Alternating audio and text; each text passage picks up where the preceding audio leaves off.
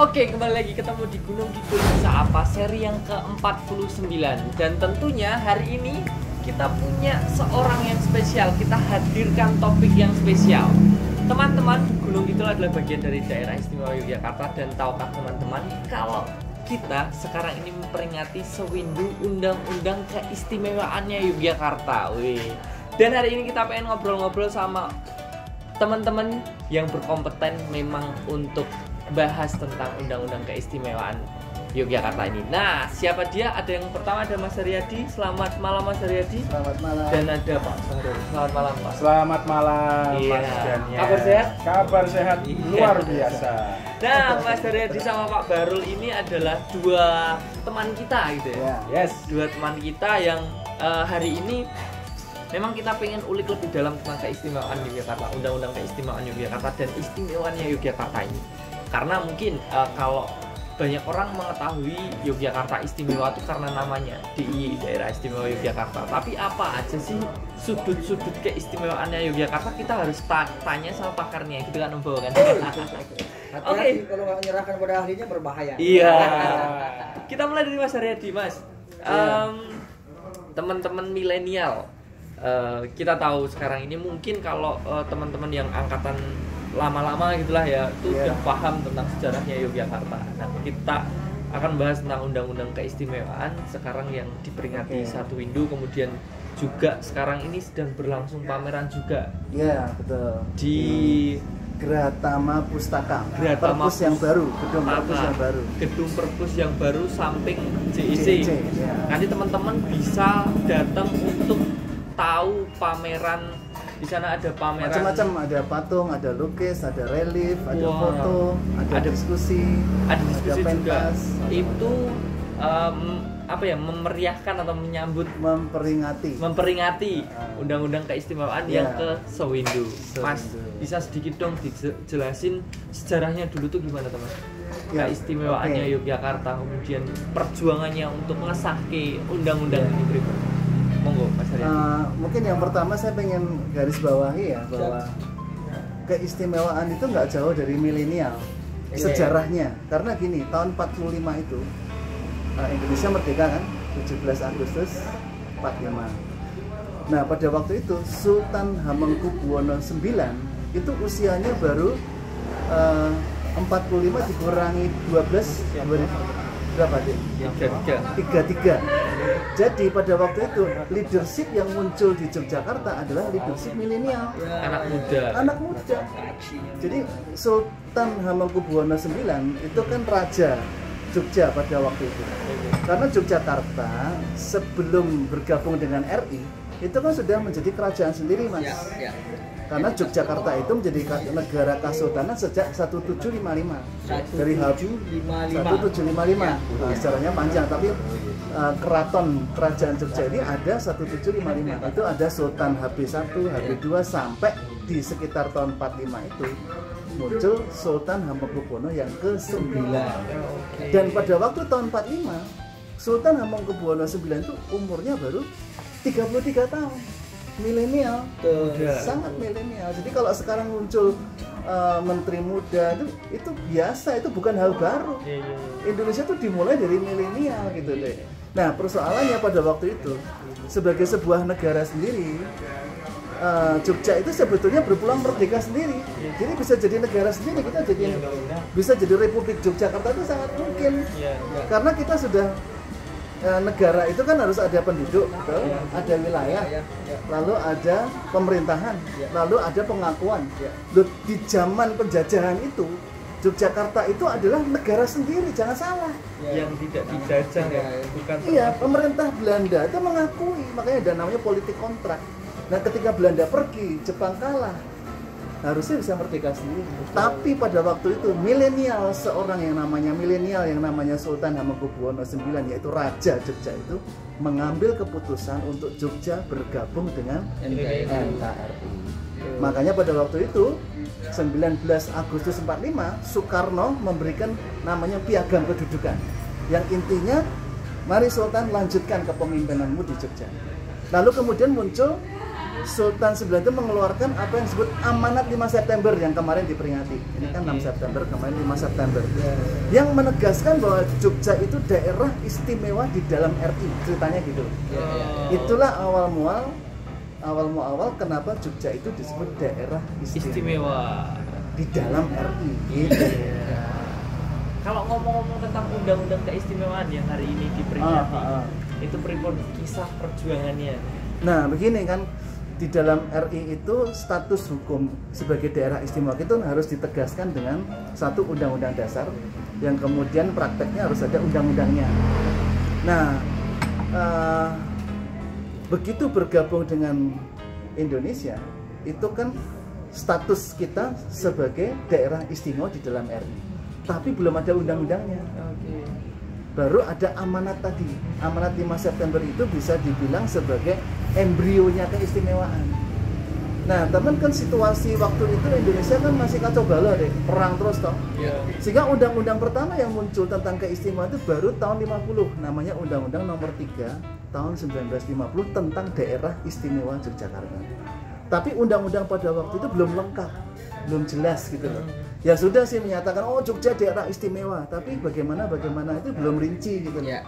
Nah, ternyata membutuhkan waktu yang sangat lama. Bayangkan dari tahun 50 sampai 2012 kita baru mendapatkan undang-undang khusus tentang keistimewaan DIY, itu Undang-Undang Nomor 13 tahun 2012. Prosesnya sangat lama. Menjelas sekali. Nah, ini memang menarik itu menarik. Tapi yang jelas sejak 2012 kita Jogja ini diteguhkan ada undang-undang khusus tentang keistimewaan DIY. Nah, sekarang di tahun 2020 berarti tepat 8 tahun. Makanya ini peringatan ini kan kita 8 tahunnya dapat undang-undang itu. Tapi kalau tentang keistimewaannya, loh, sebelum bergabung dengan RI, Jogja itu sudah istimewa. Belanda mengakui, makanya waktu Belanda mau nyerang keraton, dia nggak bisa. Karena ini negara sah. Kedaulatan ini di hadapan dunia ini diakui Jogja ini gitu.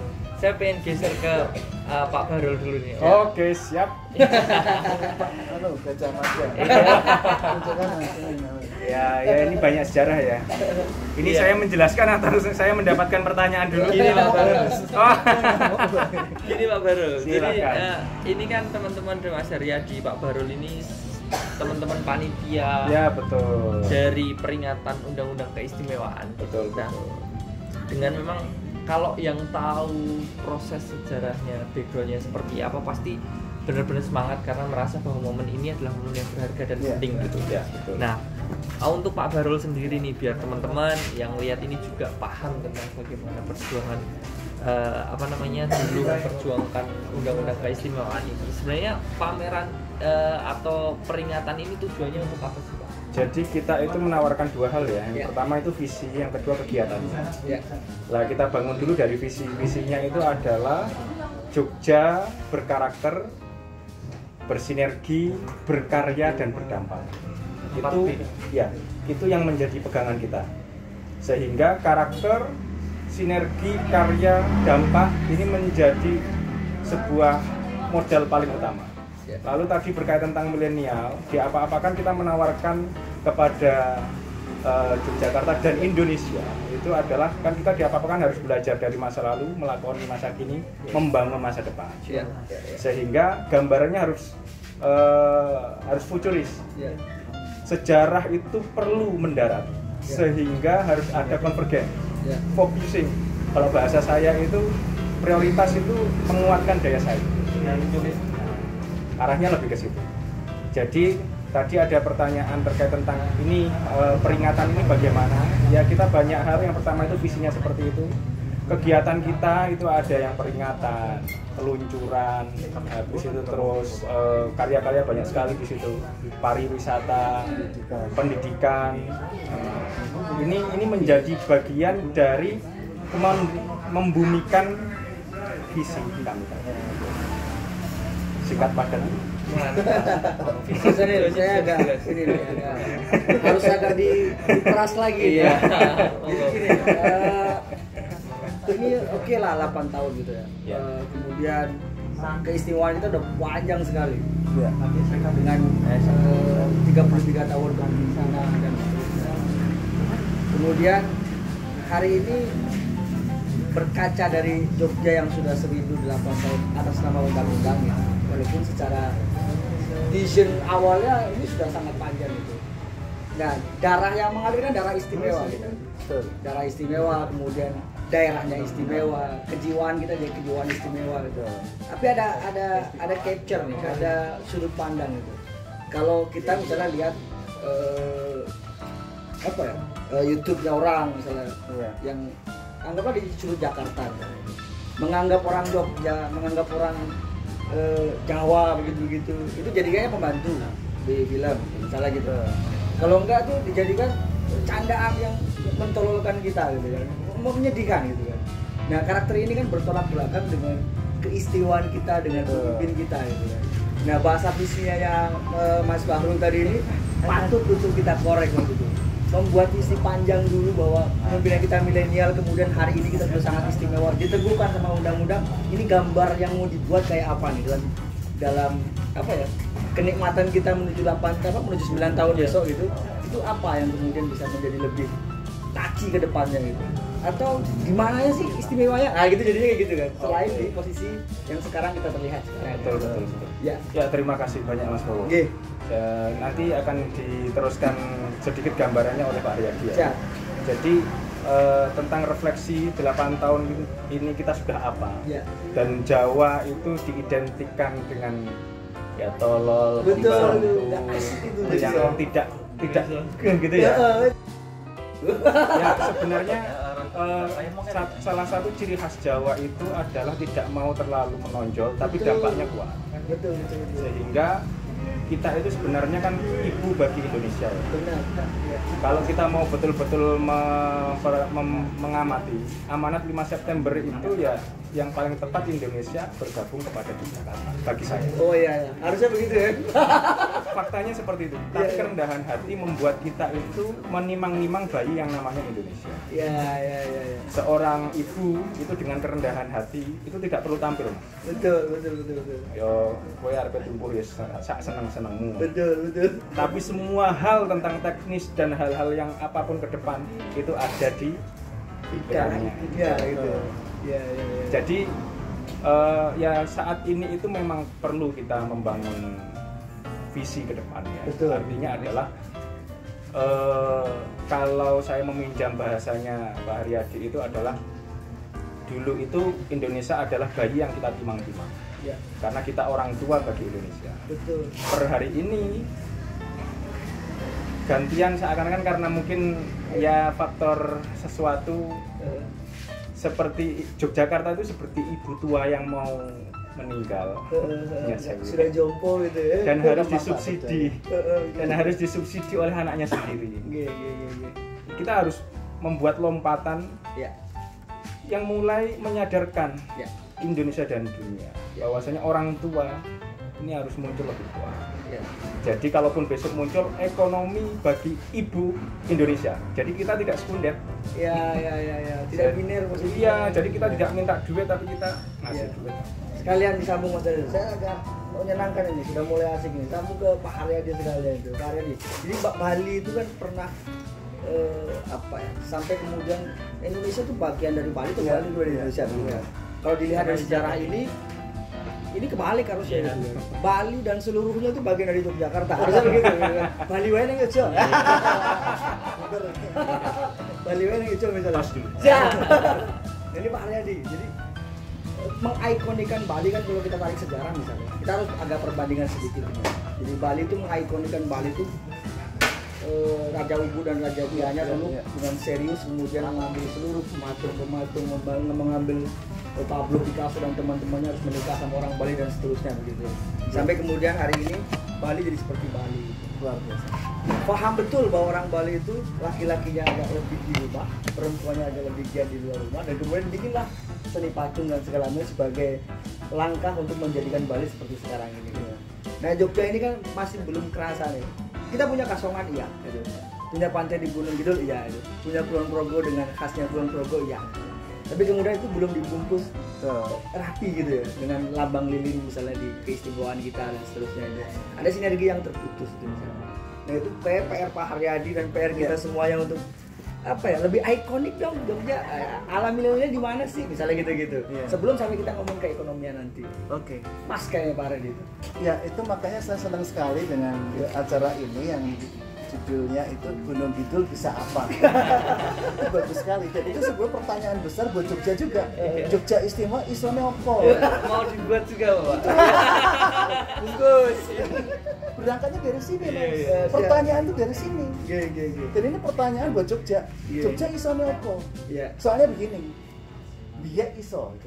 Betul. Sejarah mencatat. Betul. Dulu Indonesia itu ibu kota RI jelas. Betul.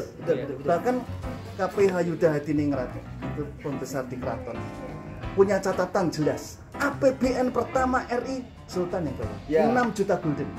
Real. Jadi kalau dikatakan Jogja Istimewa bisa apa? Zaman dulu isone oke banget.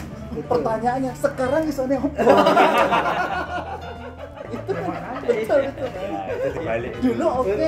Betul. Makanya saya katakan gini, ini saya waktu kemarin tanggal 5 September itu kan saya nulis di koran nih. Ya ini bukan kampanye koran, bukan iklan koran. Apa namanya?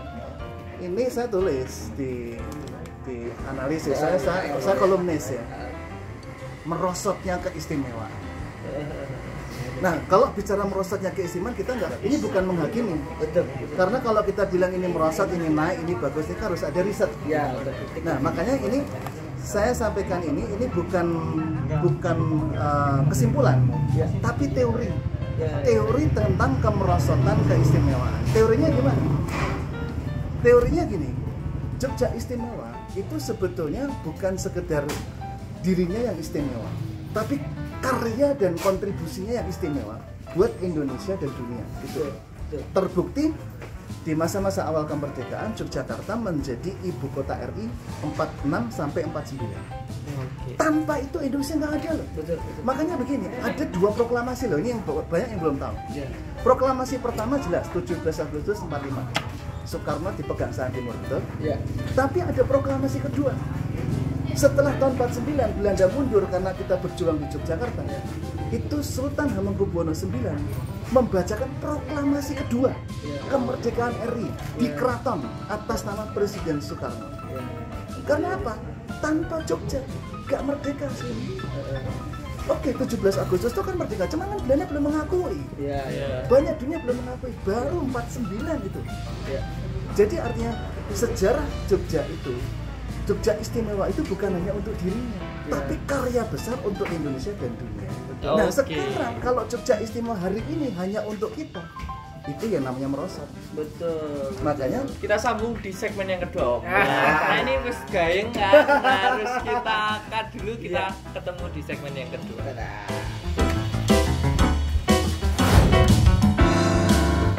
Ya, Pekan 49 bareng dengan orang-orang istimewanya, ngomongin keistimewaan, dan pastinya tadi sempat terputus karena keasikannya itu kadang-kadang kita lewat dengan durasi dan seterusnya. Tapi yang jelas kita mau nyambung dulu sedikit sebelum Mas Daniel akan ngulik beberapa hal mengenai keekonomian dan bla bla bla panjang lebar.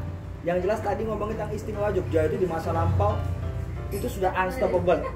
Sudah nggak mungkin orang ngomongin bahwa kita nggak istimewa. Tapi hari ini kita perlu catat bahwa keistimewaan hari ini di mananya, ikonnya di mana. Orang tahu para itu di Jogja misalnya. Orang tahu apa di Jogja dan segala macamnya. Tapi kadang-kadang kita lost bahwa anak mudanya lupa bahwa bentuk fisik itu memang istimewa.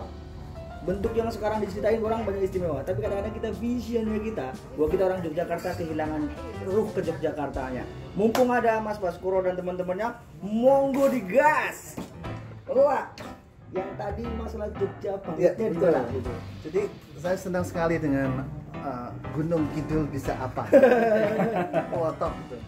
Karena apa? Itulah pertanyaan buat Jogja Istimewa. Ya. Kan makanya saya berharap nanti dari sinilah pertanyaan reflektif itu diangkat untuk di tingkat Jogja, bahkan di tingkat Indonesia. Betul. Jogja Istimewa, isonya opo gitu. Betul. Masa lalu jelas. Nah, tapi gini, kalau berangkatnya dari undang-undang keistimewaan, nah memang ada ranah keistimewaan namanya. Ada 5 hal yang harus istimewa. Itu amanat dari Undang-Undang Nomor 13 Tahun 2012. Ya. Satu, Jogja istimewa di dalam hal kepemimpinan, di mana Sultan dan Paku Alam itu menjadi pemimpin, menjadi gubernur dan wakil gubernur. Tapi bicara kepemimpinan bukan hanya Sultan dan Paku Alam, tapi seluruh kepemimpinan. Itu harus istimewa. Lalu yang kedua, pemerintahannya harus istimewa. Makanya di Jogja ini ada lembaga-lembaga yang istimewa, sifatnya lain. Misalnya ada Paramporo, lalu ada Paniradio, itu lembaga-lembaga yang nggak ada di pemerintahan daerah yang lain. Lalu yang ketiga, kebudayaannya harus istimewa. Nah ini PR. Kebudayaan yang istimewa, kebudayaan kan luas. Kuliner juga kebudayaan. Betul. Pariwisata juga kebudayaan, musik juga kebudayaan gitu. Ekonomi juga kebudayaan gitu. Mana istimewanya? Bisanya apa? Ini kan Daniel banget. Jauh banget. Gitu. Lalu urusan pertanahan harus istimewa. Kita Jogja ini tanah-tanah ini untuk rakyat. Tanah Jogja itu adalah tanah yang bukan milik pribadi, itu tanah kesultanan dan tanah Paku Alaman, tetapi untuk rakyat, harus untuk mensejahterakan rakyat. Nah ini harus dibuktikan. Lalu tata ruang Jogja ini harus istimewa juga. Nah dari hari ini saja kita harus membuktikan bahwa minimalnya kelima hal ini harus istimewa. Nah tambahan lagi tadi kontribusi buat Indonesia itu yang mana? Secara jelas sekali Yogyakarta ini ada karena menyelamatkan Indonesia. Maka disebut sebagai ibu pengasuh bayi RI. Kenapa ibu? Karena udah tua, 1755. Bayi RI lahir 1945. Begitu lahir, masa krisis harus diinkubator. Masukkan inkubator. Inkubatornya siapa? Jogja Istimewa. 4 tahun, 46, 47, 48, 49. Kalau nggak ada inkubator yang namanya Jogja, mati Indonesia. Tapi itu kan dulu. Apakah sekarang Jogja adalah ibu pengasuh bagi RI? Nah, itu pertanyaan. Jangan-jangan Jogja ibu tua bangka yang memang tak percaya, tergantung pada anaknya, padahal anaknya sebenarnya nggak peduli. Akhirnya berikutnya, Yogyakarta bisa apa?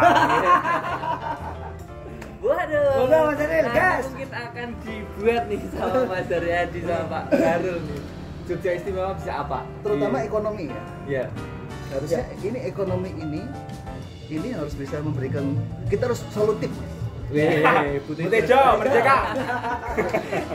Saya di pihak Mbak Dian. Butejo denger ya, nanti ikut dukung dong doa Jogja Istimewa nih biar ketemu cowok-cowok. Sekalian Mas, mumpung sampai ke sambungan ke ekonomi itu. Jadi ada 4 kota di Indonesia yang kemudian sebenarnya dengan besaran dan geseran saja sudah cukup menjadikan kota itu sempurna. Anggaplah Jogja. Kalau Jogja ada 2 juta mahasiswa yang datang ke sini, dengan 2 juta orang, dengan 2 juta rupiah saja orang tua mengirimkannya, maka ada 2 kali 2 sudah hampir 4 triliun atau 4 miliar itu? 4 miliar ya? 4 triliun mana? Jadi 1 bulan mungkin ada 4 T yang datang ke Jogja gratisan 2 triliun itu. Besarannya sudah segitu gedenya, maka tinggal geserannya sekarang. Nah PR-nya jangan-jangan di ekonomi kita ini geserannya kepada orang-orang khusus doang gitu kan, yang kemudian tidak menceritakan orang lain, atau kemudian ada monopoli dan segala macamnya, atau ekonomi kreatif kita tidak kreatif sebenarnya. Nah kemudian diisi oleh orang-orang yang kemudian tidak bisa menggeserkan uang, karena sebenarnya ekonomi urusannya hanya besarannya berapa dan geserannya kemana. Monggo Mas Daniel dilanjut, tadi ngomongin ekonomi di Yogyakarta kayak apa, alamin dari kita gas. Oke, nah kalau kita tadi udah banyak ngomongin nih tentang Yogyakarta istimewanya, sejarahnya seperti apa. Kita akan ngomongin hari ini tentang perekonomian yang ada di Yogyakarta. Tadi sedikit sering disentil sama Mas Daryadi sama Pak Bahrul. Jangan-jangan ini Jogja ini udah menjadi ibu tua dari Indonesia yang justru malah butuh suntikan dana dari anaknya gitu kan. Dan mungkin bisa jadi justru yang tadinya tuh support full untuk Indonesia sekarang justru malah butuh sangat support gitu. Nah Mas Daryadi, berkaitan dengan hal yang mungkin jenengan pasti paham gitu, alurnya seperti ini. Nah ini kenapa sih Mas hal ini bisa terjadi dari sudut pandangnya Mas Daryadi? Kalau dari sudut pandang saya itu saya bukan ekonom ya, ekonom Mas Bahrul. Jadi nanti kalau sudut pandang saya antropologis. Sudut pandang saya itu soal mentalitas saja. Contoh dari ini ya, kita bikin peringatan sewindu UUK. besar Mas sudah lihat kan? Yes. Ada 10 maestro lukis, ada 80 hampir 90 pelukis di situ. Ada patung-patung besar di Grahatama Pustaka. Ada relief. Itu kalau dihitung itu bisa di angka ratusan juga. Tapi kita lakukan ininya apa namanya katalognya. Non danais. Sama sekali non danais. Pemerintah hanya membantu tempat. Karena tempatnya gratis memang. Jadi kalau pemerintah nggak mampu ya kebangetan Mas. Tempatnya gratis di perpustakaan yang baru. Karena Ibu Kadisnya bagus, baik dan mendukung penuh. Tapi semua kegiatan dengan setiap usaha masing-masing seniman. Jadi seniman hari ini di garda depan dan seniman tidak membuat proposal kepada pemerintah. Karena kita tahu pemerintah sedang berjuang untuk COVID. Makanya ini berarti apa? Bicara soal mentalitas saja. Karena tadi itu mentalitas kita di zaman kemerdekaan dulu adalah mentalitas what can I do for Indonesia, bukan what can I get. Kita datang bukan untuk dilayani, tapi untuk melayani, bahasanya gitu. Nah, kita datang di Indonesia ini bukan jadi pengemis gitu loh. Nanti kalau kita dengan adanya dana itu cuma kecil, kita berebut itu, nah itu soal mentalitas. Teman-teman di sini di Gunung Kidul, saya lihat entrepreneur dan bisa hidup di tengah COVID ini, apalagi kita semua kan. Jadi soal mentalitas. Makanya kita Jogja istimewa itu di mentalitasnya, mental entrepreneurnya, mental juangnya, bukan mental pengemisnya gitu. Apalagi rakyatnya. Oke. Gimana Pak Barul dari sudut ekonom ini? Ya, kalau dari sudut ekonom itu jelas ya, tadi sudah berkorelasi positif dengan yang diinformasikan Pak Aryadi. Satu itu mental. Kalau kita berbicara tentang tadi kan ada pertanyaan kontribusi untuk Indonesia itu apa? Ada tadi itu 5 unsur yang sifatnya istimewa dari leadership dan lain-lain. Kuncinya satu. Di samping itu mental, itu harus melahirkan karya. Karena karya itu yang membangun ekonomi. Kalau kita melihatnya itu bukan di karya, ekonomi nggak akan growth, nggak akan ada pertumbuhan. Sehingga kita itu tadi saya tertarik dengan satu ungkapan dari Mas Bowo tentang sinergitas yang terputus. Nah, sinergitas yang terputus ini butuh kriteria yang jelas agar aktivitas itu terukur. Kriterianya apa? Karya. Daniel punya yang saat ini itu menjadi nyawa, salah satu nyawa bagi pertumbuhan perubahan di Gunung Kidul. Itu karya. Dan harus diperbanyak jumlah-jumlah seperti ini. Kenapa seperti ini? Karena kita itu untuk membangun perubahan itu kalau dari sisi keistimewaan itu kan ada 5 stakeholder yang di sini itu terkait satu dengan yang lain. Dan itu kuncinya masing-masing di karya. Satu siapa? Satu itu adalah kerajaan atau pemerintah itu sendiri. 2 itu keraton. Terus yang ketiga itu adalah kampus. Yang keempat itu adalah kampung. Yang terakhir itu adalah komunitas. 5K. Ini nyawanya di sini. Umpama sekarang saya masuk dari segi ekonom berbasis kampus. Kita itu punya yang namanya, kalau tadi itu kan disebutkan entitas S1 dan S2 ya. Kalau bagi kami itu entitas S1 dan S2 itu kurang terlalu signifikan. Kami punya inovasi yang namanya vocational. Vocational ini dampaknya kuat sekali. Kenapa? Karena jadi keluaran riset itu ada 2. Yang pertama itu kita membuat tulisan dulu, lalu dibuatkan prototipenya. Itu berbasis teori. Profesor-profesor kita itu jumlahnya banyak sekali. Nah, saat ini Nyon Sewunya kayak UGM itu dipenuhi dengan itu. Nah, yang kedua itu kita create dulu prototipenya, setelah itu dipaperkan. Itu yang dilakukan oleh vokasi. Belajarnya dari mana? Dari Jerman, dari Jepang.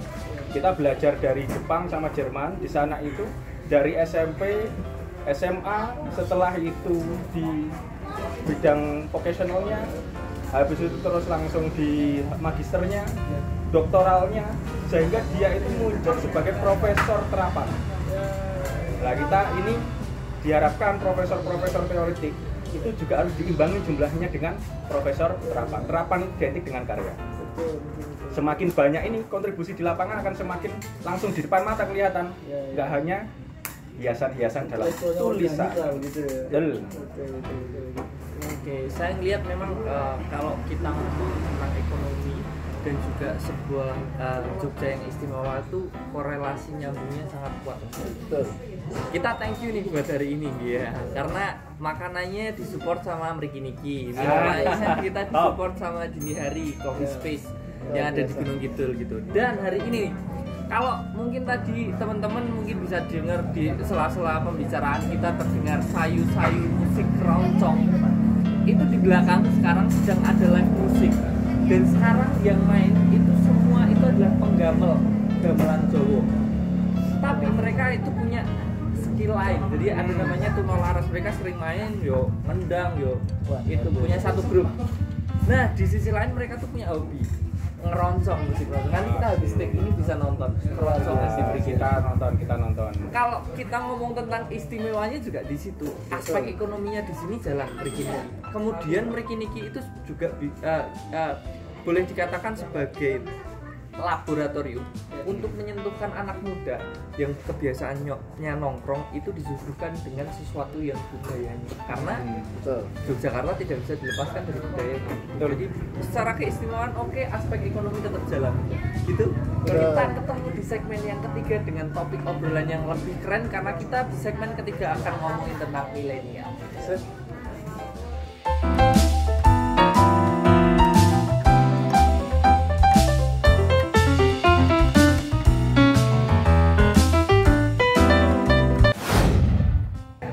Ya, segmen 3 di Gunung Kidul Bisa Apa, seri 49 masih bersama dengan orang-orang istimewa di antara kita semuanya. Yang jelas, ada 2001-2000, ada buku yang namanya Reinventing India.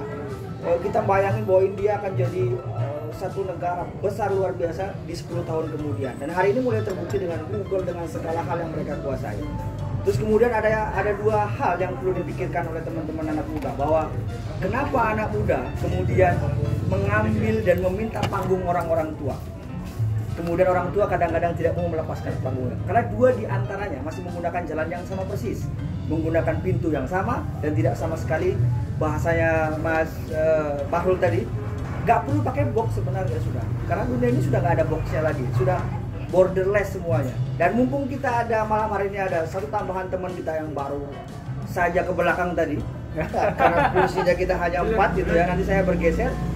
Tapi perlu dicatat baik-baik bahwa malam hari ini ada satu hal yang harus dipikirkan, bahwa ada satu perubahan besar hanya gara-gara mengubah warna seluruh rumah di satu kota, dan kemudian kebersihan serta gerakan publik yang menjadi sangat berubah. Ada satu perubahan besar misalnya hanya mengubah payung saja di satu kota menjadi Chinatowns yang ada di Malang dan seterusnya. Perubahan-perubahan kecil datang dari pikiran yang besar sebenarnya, bukan dari pikiran yang kecil. Mas, ayo Mas, sini Mas. Siap, nanti Mas Putra akan ngobrol sendiri. Monggo Mas, monggo sini. Terima kasih. Sini. Maskernya ditutup, dibuka. Oke, Mas Daniel saya undur diri. Wah, ini Udah siap, nanti kursinya ada. Oke. Jangan undur dulu. Mundur kursinya saja. Iya. Orang mangan kumpul. Iya. Oke, selamat malam Mas Putra. Ya, selamat malam Mas Waduh, Daniel. ini Mas Putra ini salah satu tokoh milenial di Yogyakarta. Yogyakarta punya satu anak milenial gitu, yang di usianya masih berapa Mas? 23 tahun. 23 tahun udah punya berapa apartemen? 40 unit apartemen. 40 unit apartemen gitu. Usia 23 tahun. Nah, kita udah ngobrolin segmen pertama tentang keistimewaan, segmen kedua kita ngomongin tentang geseran ekonominya, dan segmen ketiga kita langsung masuk ke sektor realnya. Mas Haryadi tadi sudah opening bahwa teman-teman yang ada di usia-usia muda, dari kiprahnya dulu ketika zaman kemerdekaan sampai sekarang itu memang menunjukkan taringnya. Dan hari ini pun juga harusnya teman-teman hari ini tuh udah masuk, yang muda tuh ada milenial, bahkan generasi Zoomer nih udah mulai mengintip untuk masuk memiliki panggung-panggungnya sendiri gitu. Nah, Mas Putra nih, gimana Mas responnya, tanggapannya tentang hari ini, tentang apa yang terjadi sekarang ini di Jogja? Ya, tentu terima kasih sebelumnya Mas Daniel Ya. untuk waktu dan kesempatannya. Saya sangat senang sekali bisa hadir di Wiki Angkringan. Ya. Sesuatu yang harus kita mulai ada perubahan. Ya. Dengan teknologi yang semakin maju, digital semakin berkembang, kita harus mengikuti perkembangan itu biar kita tidak ketinggalan. Nah, anak muda ini mempunyai potensi yang harus mengembangkan itu semua, Ya.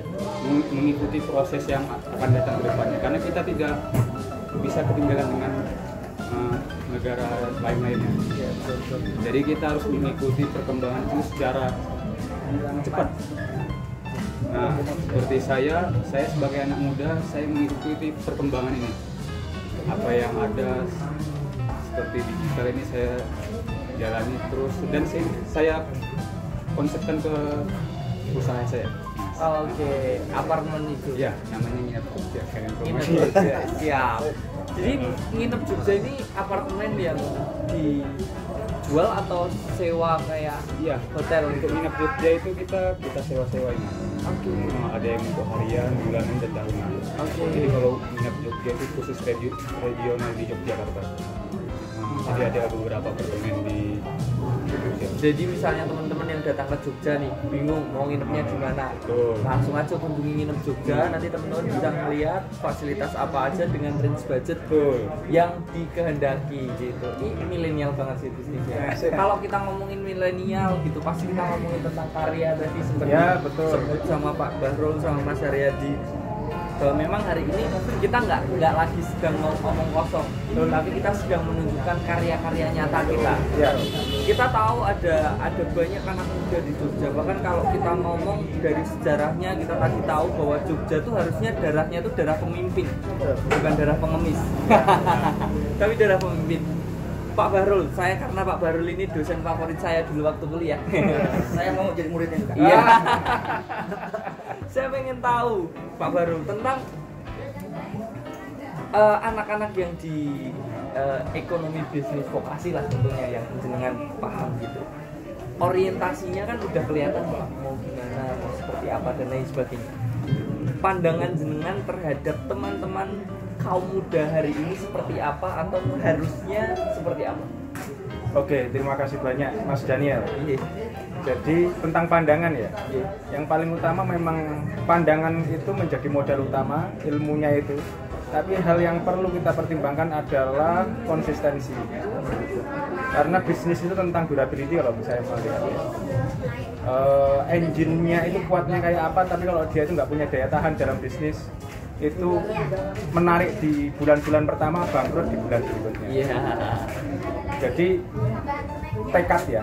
tekad itu menjadi endurance sekaligus menjadi bahan bakar paling utama. Terus yang kedua, harus jelas apa yang diperjuangkan. Karena satu, konsep bisnisnya harus jelas. Terus yang kedua itu siapa yang diperjuangkan. Itu yang membuat kita itu harus move ke depan. Kita punya anak-anak karyawan, kita punya kita punya istri, anak yang harus diperjuangkan, kita punya desa dan negara yang harus punya marwah. Itu kita harus move ke situ. Nah, yang berikutnya, bisnis itu memang tidak instan. Karena kalau instan semua pasti bisa ya jadi pembisnis. Dan salah satu contohnya itu Mas Putra ini, saya jadi saksi hidup mengawali bisnis dari kelas 3 SD. Kelas 3 SD. Jadi gambar hari ini itu bukan kesimpulan yang baru kita dapatkan gitu loh. Tapi ini proses panjang, penuh dengan tangis, penuh dengan penderitaan. Saya melihat dia itu, wah ini bajunya nggak pernah cuci, bau banget gitu kan. Habis itu terus kemana-mana itu pakai sepeda hotel gitu kan. Dulu diawali sebelum apartemen itu ikan. Jadi ini saya sedikit cerita flashback yang gampang, yang relax saja ya. Dulu pas waktu dari Medan, ini kan asli dari Medan, habis itu terus datang ke Yogyakarta. Tingkat impresifnya ini yang saya salut luar biasa. Itu pas waktu jalan-jalan, Tuhan manggil saya Aji. Mas Aji, ini kok di Sunday morning itu yang jualan kok banyak anak-anak muda gitu. ya memang di sini tempatnya kita itu anak-anak muda itu belajar bisnis. Berarti aku besok boleh boleh ikutan jualan. Boleh. Besoknya itu langsung dia ada tekad beli lele 1 ekor. Berapa itu? 1.500 itu dijual 15.000. Laku. Karena orang yang membeli itu melihat semangatnya. Setelah itu besoknya yang 15.000 itu dipulaknya ya, dipulaknya itu ya. Itu dapat berapa unit itu, berapa ekor lele itu dijual laku juga karena orang kadang melihat semangatnya. Nah, yang berikutnya dapat 150.000 apa berapa itu. Dibelikan lele semua kan banyak itu. Ya kan orang itu kan tahu ini banyak, kalau 1 ekor jual 15.000 kan, oh bisa aja ini. Habis itu pulang itu, Mas Haji, kenapa ya? Aku bangkrut Mas, nggak ada yang beli. Ya itu satu, habis terus mulai ke kan itu bisnisnya kan menyelesaikan. Saya istilahnya kan pas waktu saya berusaha membangun dialog di dalam ruang kapasitas wawasannya. Habis itu terus ikan moli ya, ikan moli, habis itu terus semakin ya, habis itu terus perannya terus ikan koi terus diekspansi sama kata, hancur itu kolamnya. Habis intinya bangkrut lah, dimarahi Pak Depa. Ciptalah namanya kecebong Mas. Nah, setelah itu saya sebut namanya putra si kecebong. Karena seisi kolamnya cebong semuanya. Saya mau ini Mas, kalau anak ini selalu Mas tanya ini. Nah, silakan. Jadi gini Mas, kita bersepakat bahwa ada triple C ala lama gitu. Dulu kita triple C-nya itu selalu bilangnya community, kemudian konten, kemudian komen. Kemudian sekarang bergeser menjadi konten, kemudian komen dan komen. Kita ketemu community kan setelah konten kita, apa yang kita punyai menjadi satu entitas besar. Kadang-kadang dengan upload silakan nginep Jogja aja, nggak perlu banyak orang, tapi kemudian apartemennya sudah bisa dibeli sama orang, karena bisa disewa sama orang. Karena konten itu menentukan betul. Yes, nah, memilih jalur apartemen ini pilihan yang tidak normal bagi anak muda. Mas Daniel milih kaos, normal lah anak muda. Saya jalur yang gimana Mas Daniel bisa mengirimkan kaos ke tempat saya misalnya, itu normal. Kalau jalur apartemen kan nggak normal Mas. Ceritakan berdarah-darah. Angle-nya itu kan, angle memilih itu kan agak unik gitu. Ya, terima kasih Mas Bowo. Oke. Ya, proses awalnya itu saya sebelumnya itu mulai homestay. Oh siap. Nah, jadi kebetulan saya dipercaya oleh Pak D saya, dia mempunyai homestay, saya mengelola. Nah, berapa 1,5 tahun itu saya mulai ada kendala Mas. Nah, saya itu mungkin untuk istilah kata itu untuk jajan lah. Iya. Saya mulai berkurang itu, ada pendapatan dari homestay itu karena udah mulai sepi. Nah, saya inisiatif, saya lebih ekspansi lagi membangun jaringan. Nah, saya coba untuk pertama saya tawarkan ke budi saya untuk mengelola 1 unit apartemen. Nah, kemudian saya dari situ saya bisa banyak mempelajari tentang sistem apartemen itu seperti apa Mas. Nah, dari situ saya amati terus dan kemudian saya terus mencari mitra baru lagi. Saya hubungi pemilik unit yang ada di situ, nah, dari offline ataupun online. Nah, mulai dari situlah mulai bertumbuh Mas.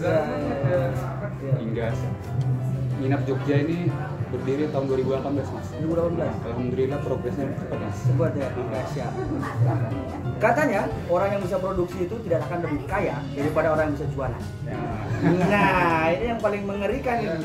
Kalau sudah bisa jualan apartemen, pasti jual ikan, beres. Oke. Hari ini menarik banget ya, kita obrolannya bisa luas dari mulai keistimewaan sangkutannya dengan ekonomi dan milenial. Hari ini juga Mas Putra di closing dengan Mas Putra yang dulunya dari SD kelas 3 ya. Benar. Jualan ikan, sekarang tuh udah bisa mengelola 45 apartemen ada di Nginep Jogja. Teman-teman bisa kepoin Instagramnya di Instagramnya @nginepjogja. @nginepjogja, atau mungkin kalau langsung mau pesen di Bisa langsung hubungi adminnya. oh adminnya di @nginepjogja itu. Nah, bisnis kayak gini kan memang anak muda style banget gitu Ya, betul. Dan Gunung Kidul Bisa Apa seri yang ke-49 ini membahas tentang semua keistimewaannya Yogyakarta gitu. Kita tahu dari sejarahnya kenapa Yogyakarta bisa disebut istimewa sampai pada hari ini. Harusnya teman-teman milenial menunjukkan keistimewaannya Yogyakarta dengan caranya masing-masing. Kalau yang memang passionnya entrepreneur ya maka kita angkat keistimewaan Yogyakarta dari entrepreneur. Kalau memang orang yang passionnya politik maka jadilah pemimpin yang bijaksana. Kalau passionnya di bidang lain maka tunjukkan dari setiap bidang keistimewaannya Yogyakarta. Sampai jumpa di Gunung Kidul Bisa Apa seri yang ke-50. Thank you untuk Mas Haryadi, thank you untuk Pak Barul, thank you untuk Mas Putra, thank you untuk Priki Niki, Dini Hari, dan semua teman-teman yang ada di belakang layar, Bang G, Om Tora. Sampai jumpa di Gunung Kidul Bisa Apa seri yang ke-50. Bye. Bye.